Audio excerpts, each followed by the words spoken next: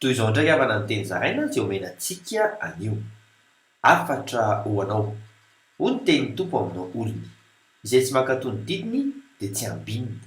Ahako ny voasoratra ao amin'ny tantara-pahoroa toko faha-efatra amby roapolo andimy faha-roapolo. Amin'ny anaran'i Jesosy hoe: ary Zakaria, zanaky Joiada mpisorona, no tsindrian'ny fanahin'Andriamanitra, dia nitsangana teo amin'ny avoavo teo anatrehan'ny vahoaka izy, ka nanao taminy hoe: izao no lazain'Andriamanitra, nahoana ianareo no mandika ny didin'i Jehovah ka tsy mahita fanambinana? Satria efa nafoy an'i Jehovah ianareo, dia nafoy ianareo kosa izy.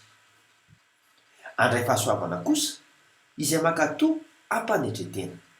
Ahako ny voasoratra ao Petera voalohany toko fahadimy tapany B ka hatramin'ny andiny fahafito amin'ny anaran'i Jesosy hoe: fa Andriamanitra manohitra ny miavonavina, fa manome fahasoavana ho an'ny manetretena.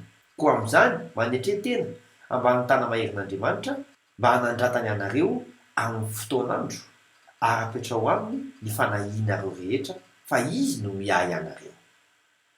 Mahireza, endry ianao, matoa manaiky anarina.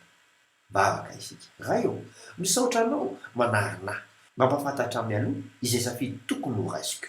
Amin'ny anaran'i Jesosy Kristy velona avy any Nazareta. Amen. Mandra-piaona tompoko.